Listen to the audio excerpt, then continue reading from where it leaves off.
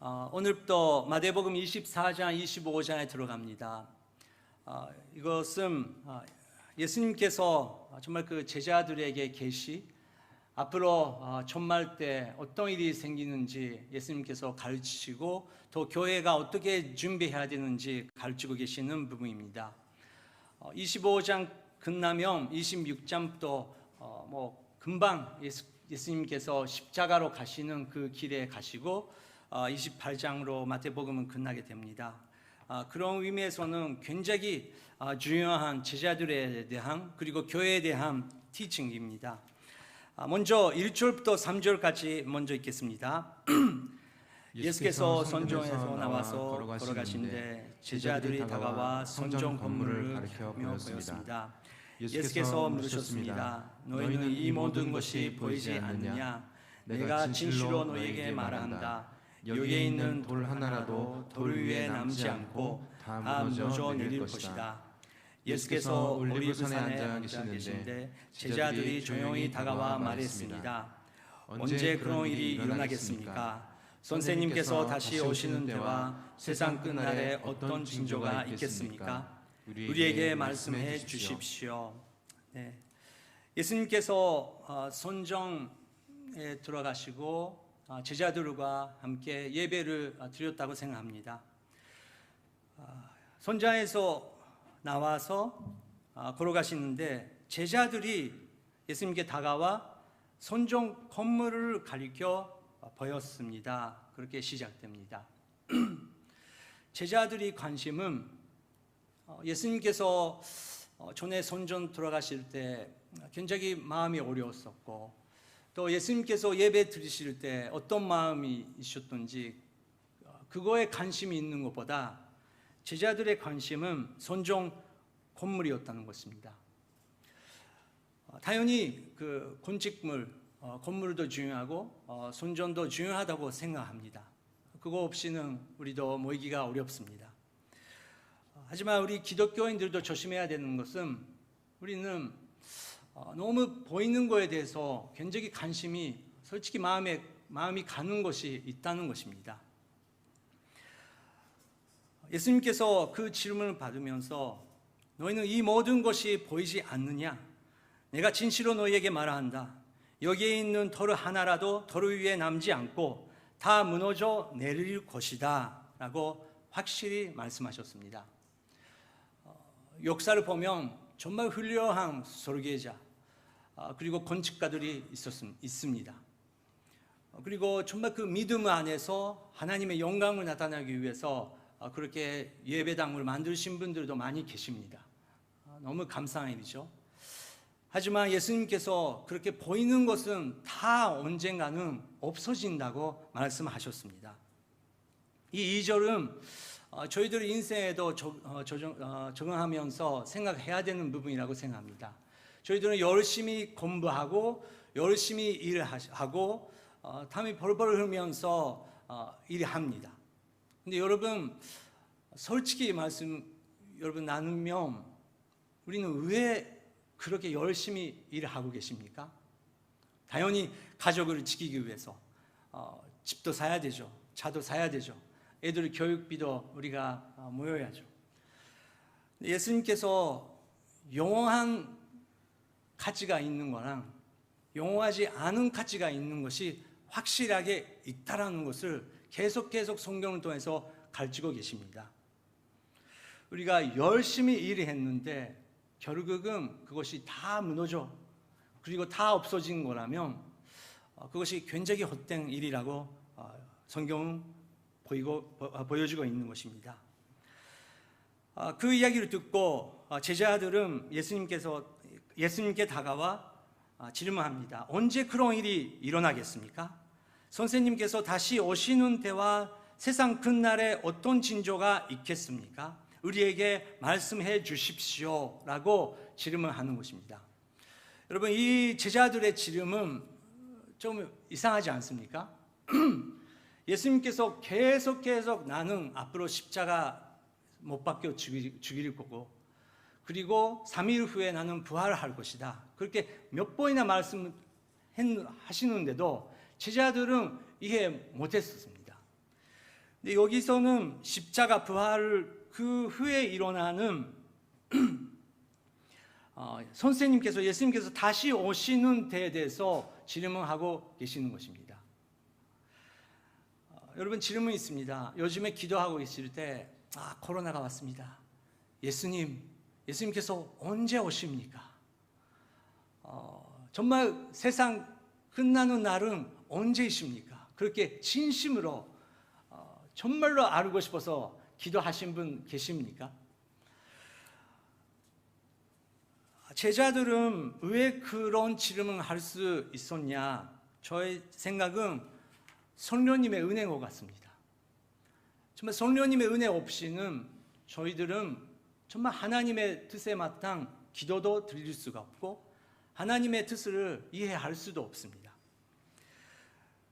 근데 그 24장 4절부터 쭉 예수님께서 그 가르침을 시작하시는데 제자들에게 그냥 대답을 하는 것 같지 않은 만큼의 엄청난 양의 그 티칭을 하십니다. 우리 제자들의 질문에 대해서 하셨다는 것을 잊어버리는 만큼의 중요한 티칭을 계속 하시는 것입니다. 그래서 저는 분명히 제자들이 그런 질문을 했지만 예수님께서 우리가 보이는 거에 대해서 집중하지 말고 정말 우리가 어떤 시대에 살고 있으라도 정말 하나님의 계획을 바라보면서 이렇게 살아야 된다고 중요한 말씀을 우리 교회, 모든 교회에게 알려주셨다고 생각합니다.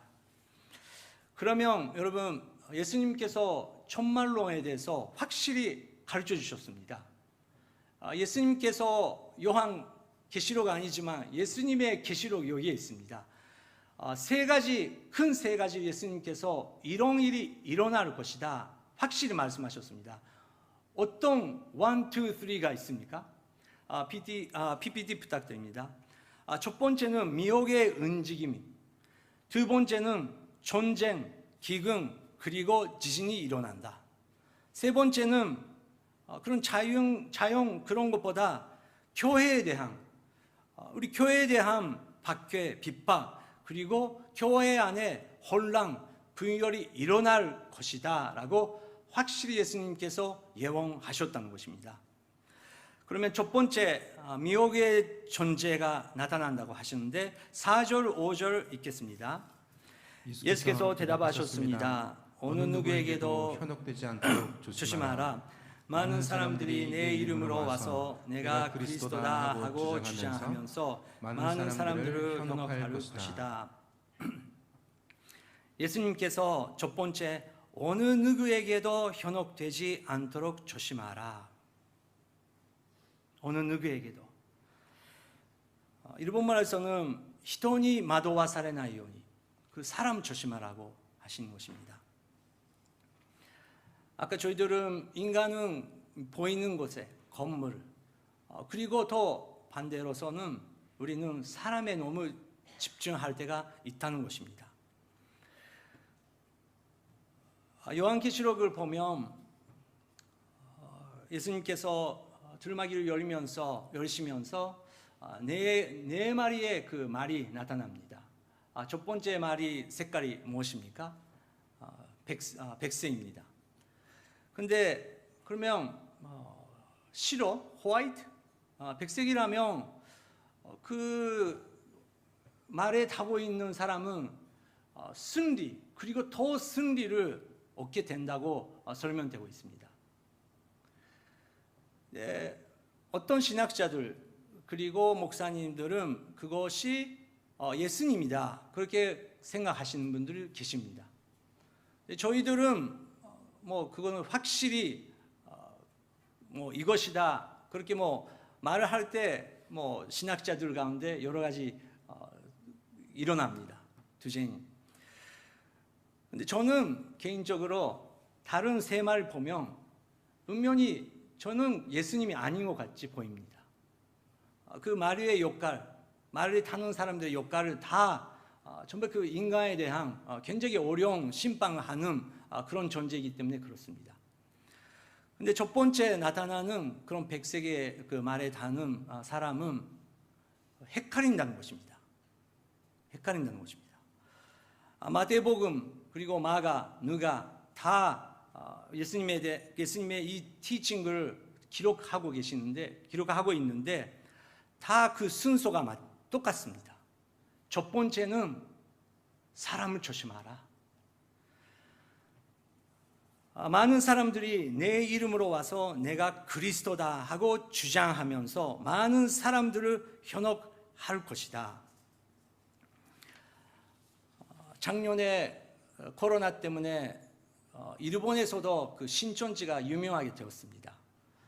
다행이라고 우리는 생각을 했지만 신천지로 끝나는 것이 아니고 지금은 구원파는 엄청나게 한국에서도 활동하고 있는 것을 우리가 알고 있고 또 계속 새로운 이단들이 나오고 있는 것도 우리가 알고 있습니다. 여러분, 일본처럼 청년들은 종교에 관심 없습니까? 어떤 분은 오우무 때문에 그 오우무 진리교 사건 때문에 일본 사람들이 더 종교에 관심이 없어졌다고 말을 합니다. 근데 그게 아닙니다. 여러분, 큰 서점에 가십시오. 종교에 대한 책이 얼마나 많은지요. 그런 서점 가도 기독교에 대한 책은 거의 없습니다. 근데 이단들의 책이 엄청 많이 있습니다. 지금 젊은 사람들은 나는 자유가 필요하다. 나는 개인주의 좋아하다. 상관하지 마. 그렇게 말을 하기 때문에 관계 갖기가 어렵다고 생각을 하는데 그 반대 현상이 지금 일어나고 있습니다. 질 수 없는 자유는 자유가 아니라는 것을 젊은 사람들이 다 경험했습니다. 그래서 지금은 오히려 카르트, 그런 강력한 카리스마 있는 리더들, 너는 이렇게 해, 이렇게 움직여, 그렇게 하는 사람에 대해서 젊은 사람들이 더 마음이 가고 있다는 것입니다. 여러분, 우리 아이들을 위해서 정말 기도해야 됩니다. 일본 캠퍼스 안에 정말 그 카르트, 이단들의 움직임이 많이 있습니다. 서울에서, 한국에서 그렇게 신천지 그리고 구원파 그런 엄청난 움직임이 있고 여러분도 아시다시피 많은 한국 교회가 혼란하게 되었습니다. 그런데 오늘의 교회 안에서도 당연히 그런 신천지들이 들어옵니다. 서울 오늘의 교회 그 전면 보시면 신천지 사람들이 입국 금지라고 써 있어요. 입장하면 경찰에 신고한다고 그렇게 써 있습니다. 그만큼 그 사람들이 무서운 존재인 거죠. 근데 오늘의 교회는 감사하게 지금까지 하나님께서 지켜주셨던 여러 가지 이유 하나가 큐티 훈련입니다. 매일매일 우리는 목사님 말씀도 중요하지만 하나님 앞에 말씀을 통해서 나가서 하나님께서 나에게 어떻게 말씀하시는지 그런 훈련을 받고 있다는 것입니다. 그리고 1대1 성도가 한 사람을 그렇게 훈련하면서 양육자가 오히려 훈련 받게 됩니다. 그렇게 양육을 하면서 느끼는 것은 이 사람을 정말 말씀을 먹고 있네, 먹일 수 있네. 근데 다른 사람을 하면 이 사람은 이상하다. 그렇게 민감하게 될 수 있다는 것입니다. 동교원들 그리스도교회 성도 리더 여러분, 미정위원회 리더 여러분, 그리고 집사님 여러분, 다시 한번 저희들은 새벽 기도 모여야 됩니다. 성도 리더들이 다시 한번 그 새벽 기도 우리가 지켜야 됩니다. 20주년 기념 때 문 목사님 이야기 저는 많이 들었습니다. 새벽 기도가 굉장히 부흥됐대요. 근데 제 생각은 제가 그 스승한테 훈련 받으면 스승이 안 계실 때 이제 코치가 떠나갔을 때 정말 내가 그것을 받았는지 그거 훈련 받았는지 안 했는지 나타납니다. 사람을 보는 것이 아닙니다. 우리는 이 교회를 지켜야 됩니다. 그리고 모든 집사님 1대1 다시 한번 회복해 주시기 바랍니다. 책임이 있습니다. 우리가 다 같이 지켜야 됩니다. 코로나 때문에 어렵습니까? 저도 작년에 SNS 라인 통해서 1대1 다 맞췄습니다. 굉장히 은혜가 있었습니다. 우리는 변명할 수 없는 그런 너무 축복받고 있는 상태에 있다는 것을 우리가 기억하고 싶습니다. 두 번째, 예수님께서 6절부터 8절까지 전쟁, 기근, 지진에 대해서 말씀하십니다. 같이 읽겠습니다. 너희가 전쟁 소식을 소문을 듣게 될 것이다. 그러나 결코 놀라지 마라. 이런 일이 반드시 일어나야 하겠지만 아직 끝이 온 것이 아니다. 민족과 민족이 서로 대항해 일어나고 나라와 나라가 서로 대항해 일어날 것이다. 곳곳에서 기근과 지진이 생길 것이다. 이 모든 일이 진통의 시작일 뿐이다. 너희가 전쟁 그리고 지진 그런 소문을 많이 듣게 될 것이다. 하지만 놀라지 마라. 아직 끝이 온 것이 아니다. 아직 끝이 온 것이 아니다. 여러분 잠깐 선포할까요? 아직 끝이 온 것이 아니다. 시작. 아직 끝이 온 것이 아니다.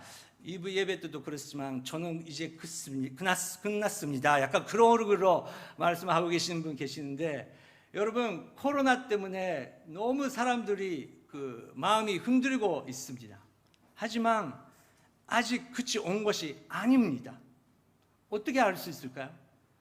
예수님께서 가르치고 계시는 그 내용, 요한계시록, 다니엘서, 에스겔서 그것을 읽고 있으면 아직 교회가 하루 일이 이렇게 많이 있네. 그것을 볼 수 있다는 것입니다. 민족과 민족이 서로 대항해 일어나고 나라와 나라가 서로 대항해 일어날 것이다. 오늘도 여러분 신문에서 보셨을 것입니다. 이스라엘에서 이스라엘 사람들 그리고 팔레스티나 사람들이 지금 코로나 때문에 밀착하면 안 되는데 엄청난 데모 그리고 다툼이 또 일어나고 있습니다.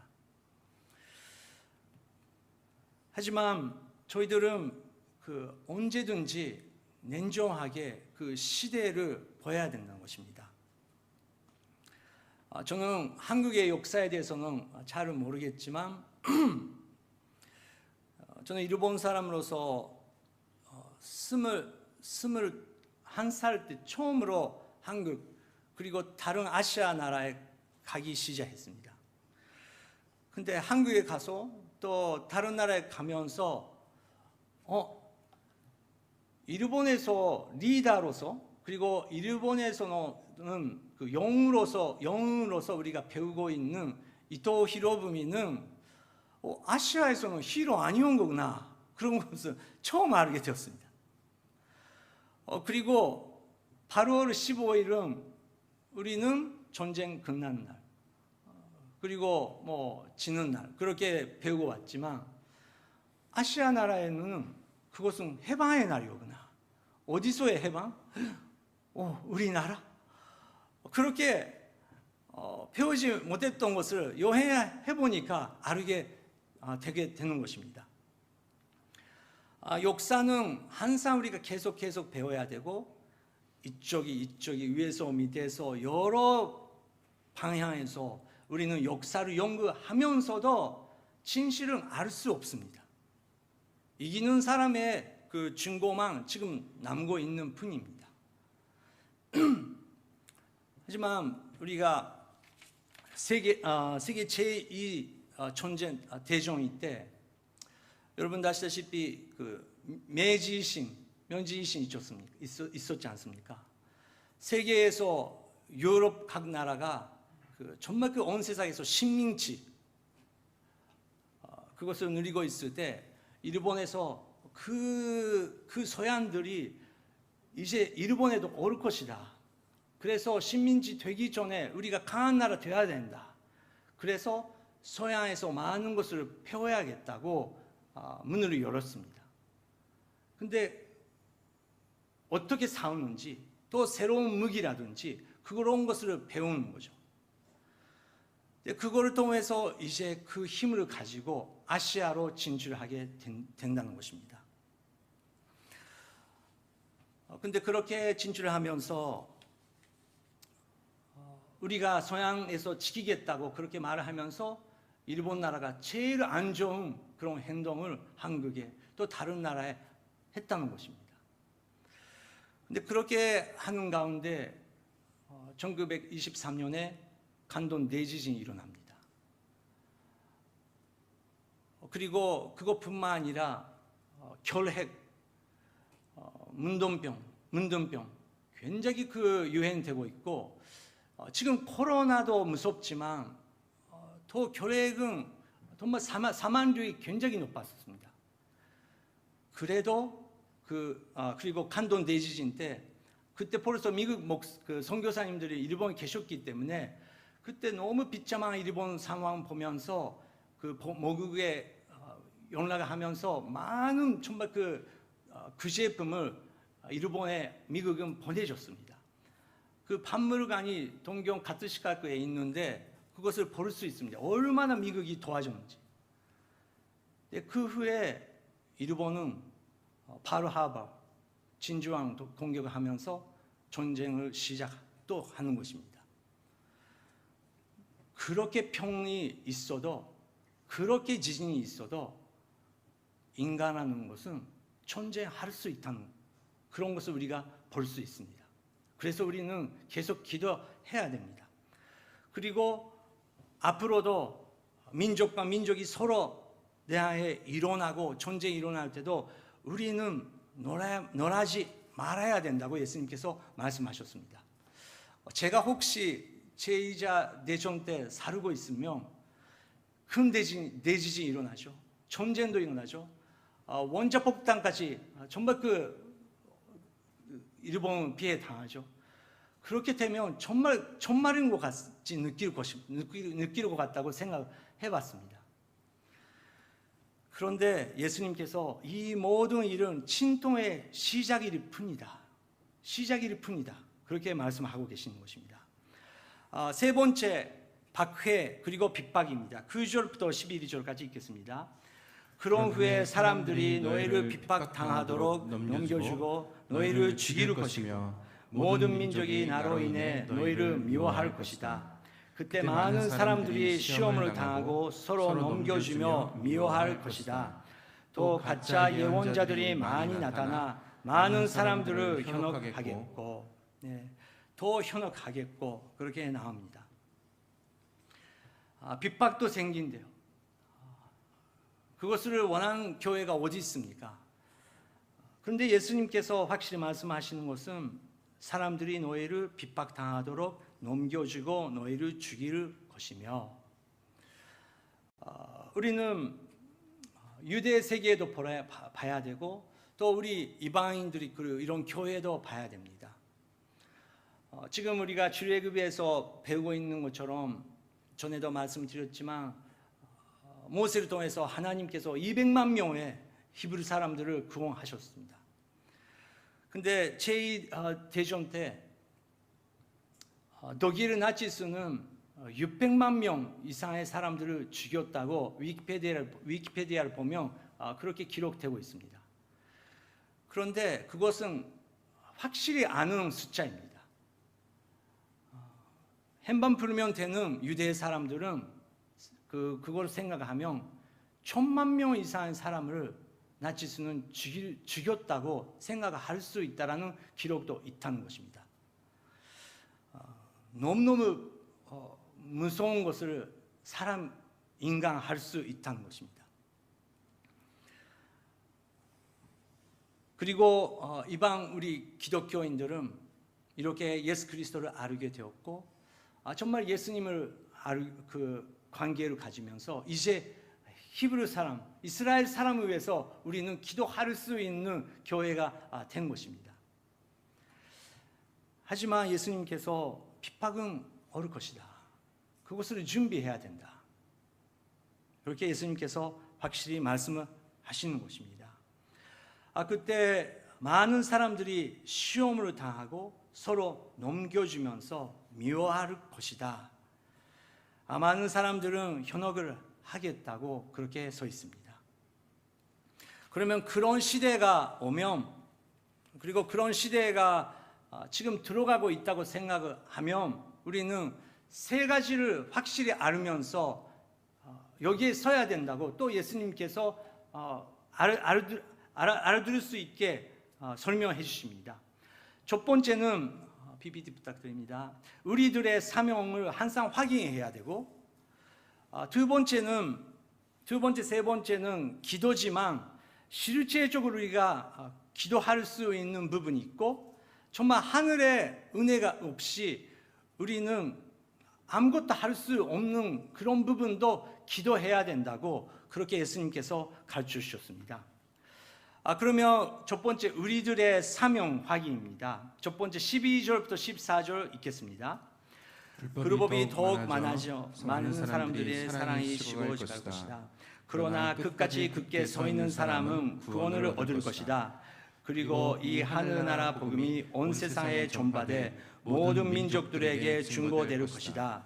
그때서야 끝이 올 것이다. 첫 번째, 불법이 더욱 많아진다고 예수님께서 말씀하셨습니다. 법이 있습니다. 나라마다 법이 있는데 어떤 대통령이 대통령 돼보니까 10년 전에 그런 일이 했었으면 그 대통령 역할을 확실히 할 수 없는 건데 어떻게 해석을 하는 거에 따라 그 법을 조금 바꿀 수 있다는 것입니다. 일본 수상 있는데 20년 전에 똑같은 일이 했었으면 큰일 날 일인데 이렇게 해석하면서 이렇게 하면서 근데 결국은 뭐 국회에서 제일 많이 사용하는 말 기호군이 고자이 아리마스 기호군이 고자이 기호군이 고자이마센 뭐 그렇게 말하면 끝나는 세계. 전에 어떤 그 금미학교 선생님이랑 이야기하고 있을 때 앞으로 그 나라의 법을 지켜야 된다고 계속 아이들한테 가르치고 왔는데 그게 힘이 없어졌다는 것을 너무 느낀다고 말씀하셨습니다. 어제도 TV를 보니까 이제 긴급 상태 그 선언이 발령됐는데 하라주쿠에서 그 두 소녀에게 소녀라는 것보다 학생이죠. 그 질문을 하고 있는데 그렇게 이렇게 대답하더라고요. 긴急事態宣言かもう普通の時かなんだかよく分かりません。뭐가 차이인지 모르겠대요. 근데 왜냐고요? 그랬더니だって大人の人が守ってないじゃん. 그렇게 말을 하는 것입니다. 국회 위원도 지켜야 되는 그런 법을 지키지 않고 불법이 더욱 많아진다는 것입니다.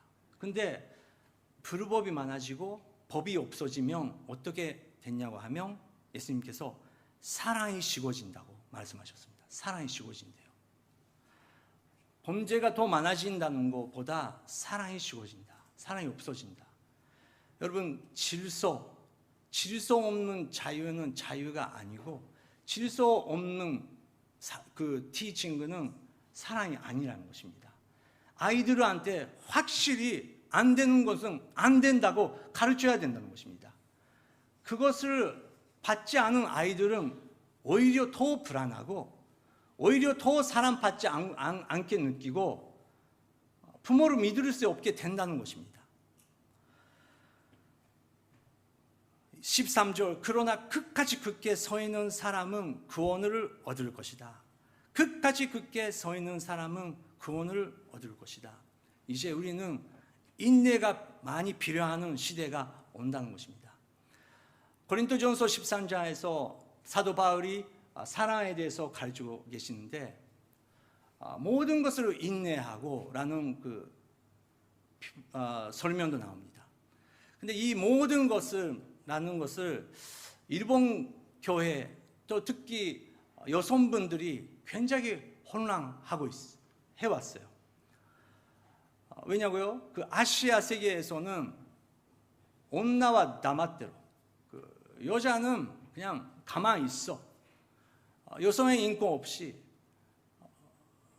며느리들이 시집 가도 그냥 모든 것을 인내해야 된다고 그렇게 들어왔기 때문에 모든 것을 인내하고 라는 것을 그러면 그냥 가만히 있어야 되고 아무 말도 안 하고 그냥 참아야 되는 건가? 그렇게 생각을 했다는 것입니다.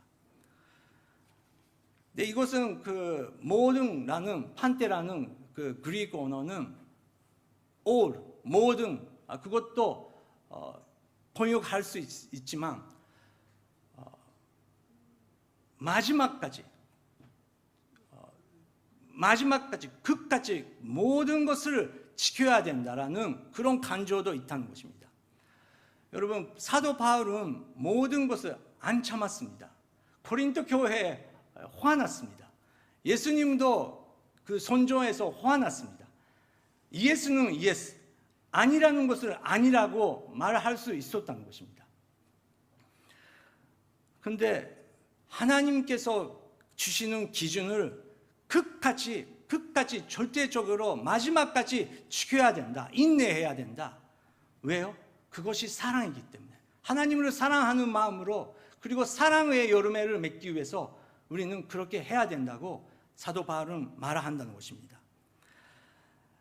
끝까지 굳게 서 있는 사람은 구원을 얻을 것이다. 그리고 이 하늘나라 복음이 온 세상에 전파돼 모든 민족들에게 증거될 것이다. 그때서야 끝이 올 것이다. 그때서야 끝이 올 것이라고 예수님께서 말씀하셨습니다.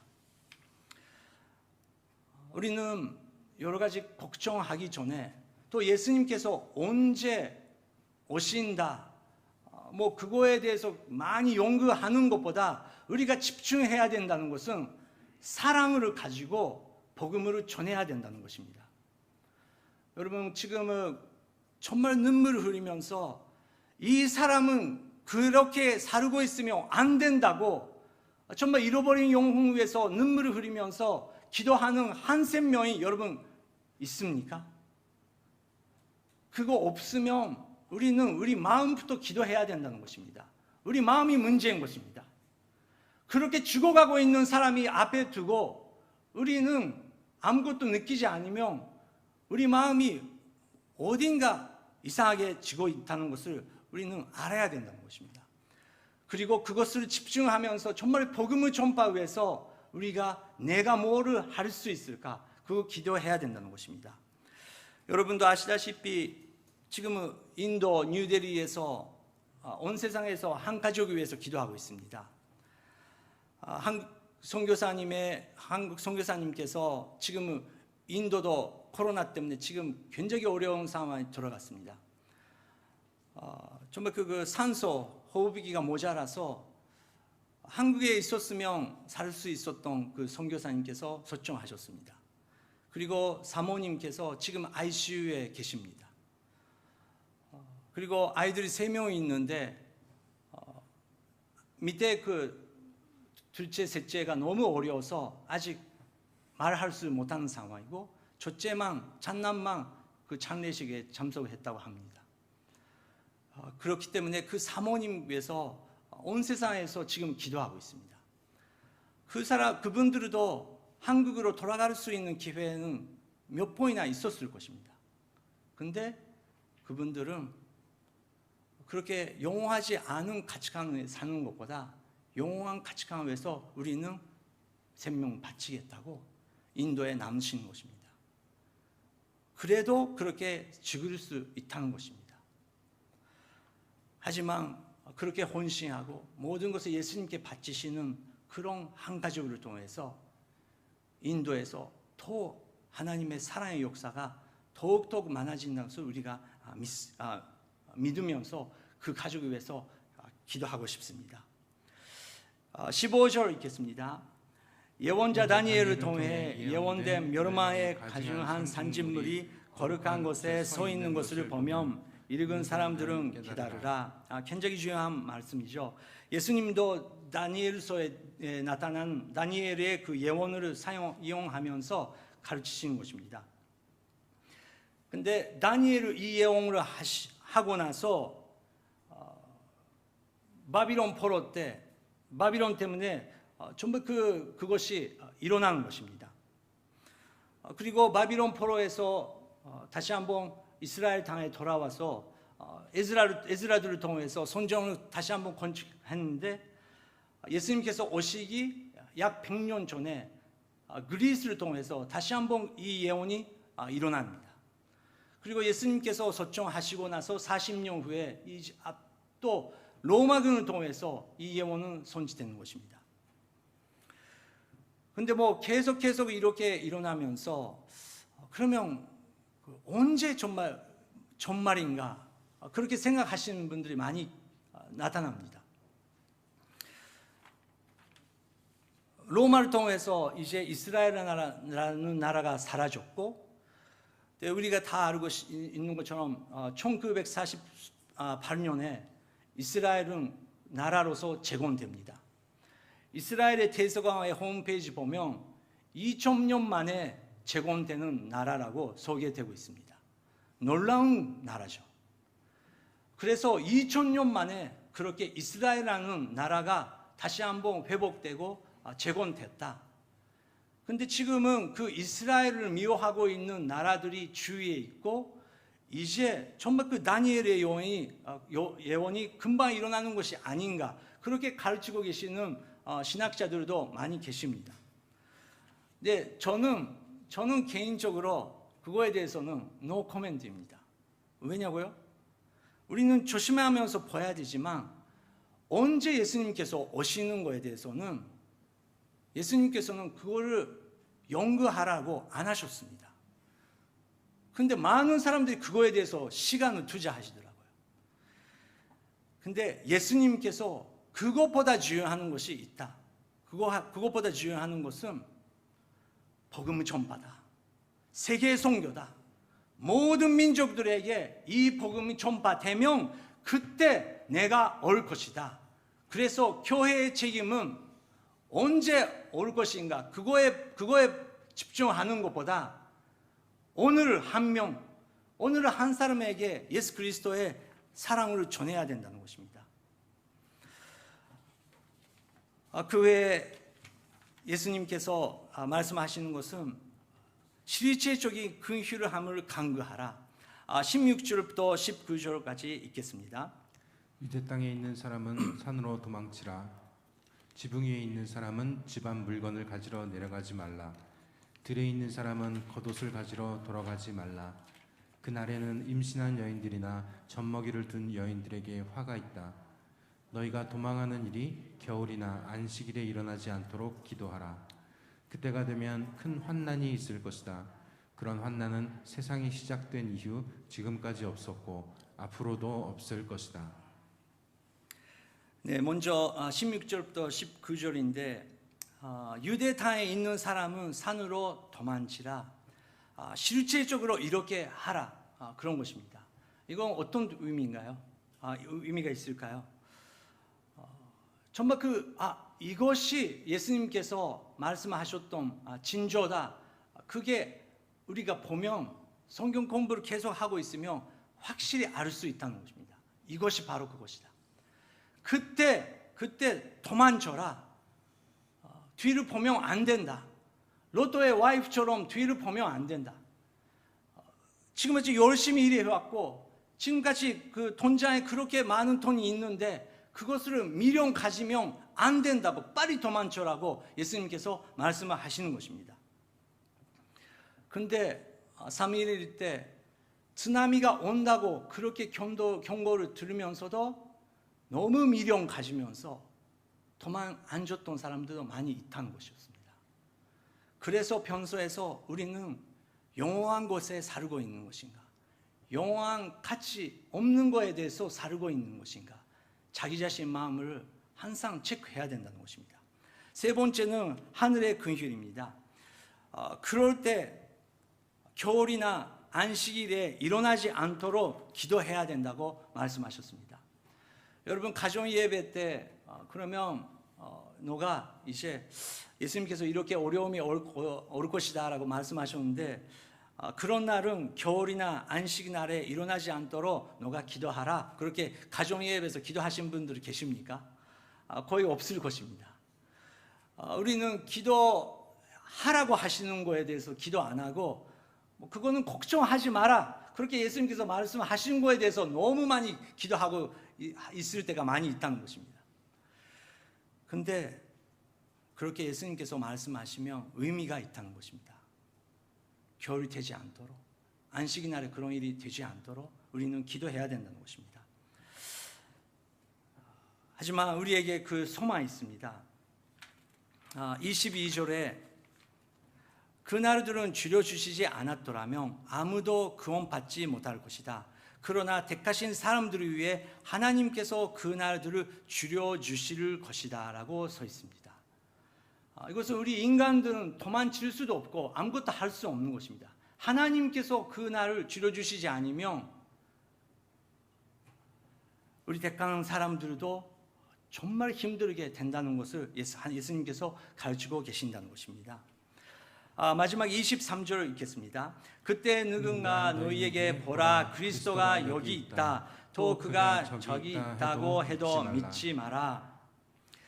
그때 누군가 너희에게 보라, 그리스도가 여기 있다. 결국은 미혹, 현혹의 일이 계속 일어난다는 것을 우리가 볼 수 있습니다.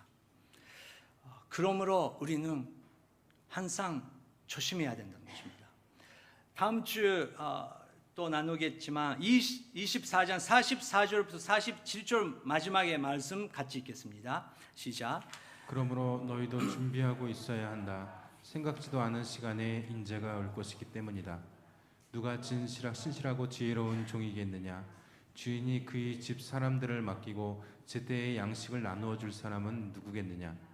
주인이 돌아와서 볼 때에 주인이 시킨 대로 일을 하고 있는 그 종은 복이 있을 것이다. 내가 진실로 너희에게 말한다. 주인은 그 종에게 자기 모든 재산을 맡길 것이다. 그러므로 너희도 준비하고 있어야 한다. 생각지도 않은 시간에 인자가 올 것이기 때문이다. 네, 예수님께서 계속 말씀하십니다. 인자가 예수님께서 언제 오시는지 그거는 아무도 모른다는 것입니다. 근데 여러분 유튜브 보십시오. 그런 내용이 산tum입니다. 언제 오실 건가? 보고 오시는 건가? 6.26의 의미, 그 나라의 그 의미, 그것이 그 나라다. 뭐 그런 내용이 엄청 많이 있습니다. 근데 예수님께서는 아무도 모른다고. 근데 우리가 해야 되는 일이 있다. 누가 신실하고 지혜로운 종이겠느냐? 주인이 그의 집 사람들을 맡기고 제때 양식을 나누고 줄 사람은 누구겠냐? 주인이 돌아왔을 때 그 양식을 주고 있는 것을 주인이 보는 사람은 복이 있다. 예수님께서 그렇게 말씀하고 계시는데 이것은 어떤 의미일까요? 우리가 요리를 만들면서 다른 사람한테 계속 먹여주고 있을 때 예수님께서 오시면 좋다라는 의미인가요? 영혼의 양식은 말씀입니다.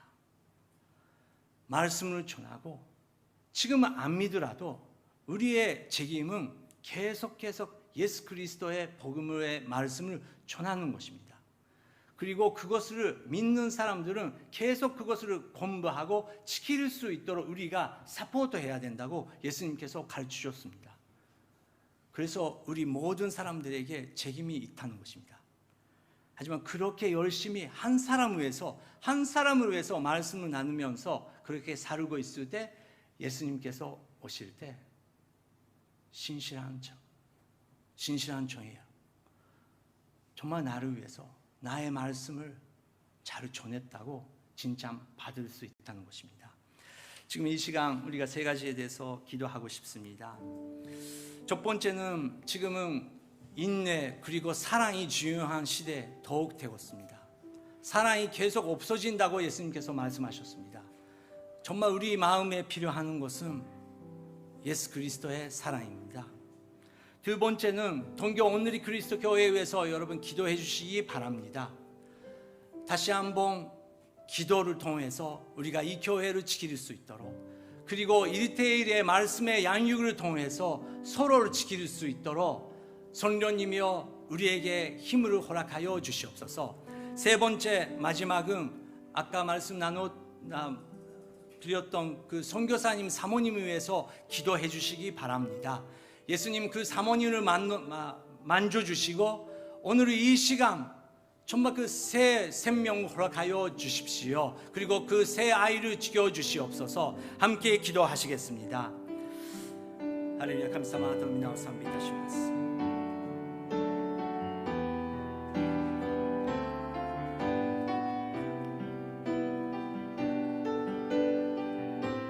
하나님 저희들에게 지혜와 그리고 인내심과 그리고 무엇보다 예수님의 사랑을 가르쳐 주십시오. 우리 마음속에 하나님의 은혜를 기억하면서 예수 그리스도의 그 사랑의 언어를 계속 기억할 수 있도록 성령님이여 도와주시옵소서. 동교 오늘이 그리스도 교회에 사랑하는 성도님 여러분 모든 분들을 위해서 기도합니다. 하나님 아버지여 새벽 기도가 다시 한번 깨울 수 있도록 집사님들 성도 리더들이 다시 한번 일어나서 자기 자리를 기도의 자리를 지킬 수 있도록 성령님이여 한 명 한 명을 깨워주시옵소서. 그리고 이르테이의 은혜를 받은 한 분 한 분이 앞으로 더 한 생명 위해서 말씀을 나누면서 말씀의 사역을 할 수 있도록 성령님이여 인도하여 주시옵소서. 지금 뉴델리 그 병원에 주님께서 임하시고 그 사모님을 만져주시사 주님께서 그 사모님을 은혜를 베풀어 주시옵소서. 그 새 아이를 주님께서 지켜주시옵소서. 온 세상에 나가서 복음을 전파하고 계시고 병원 그리고 여러 가지 어려운 상태에서 일하고 계시는 모든 선교사님들을 주님이여 지켜주시옵소서. 저희들도 주님 동교 오늘이 그리스도 교회 우리가 함께 일어나서 예수 그리스도의 복음을 전할 수 있도록 주님이여 인도하여 주시옵소서. 주님의 힘이 없으면 우리가 아무것도 할 수 없습니다. 주님이여 인도하여 주시옵소서. 불법이 더욱 많아져 많은 사람들의 사랑이 식어갈 것이다. 그러나 끝까지 굳게 서 있는 사람은 구원을 얻을 것이다. 그리고 이 하늘나라 복음이 온 세상에 전파돼 모든 민족들에게 증거될 것이다. 그때서야 끝이 올 것이다. 하나님 아버지 예수님의 입술을 통해서 이렇게 중요한 예언을 저희들에게 허락해 주셨습니다. 저희들을 혼란되지 않도록 주님께서 지켜주시고 예수님께서 말씀하시는 그 자리를 저희들을 한 명 한 명이 지킬 수 있도록 주님이여 인도하여 주시옵소서. 예수님의 이름을 구하겠습니다. 예수님의 이름으로 기도드립니다. 아멘.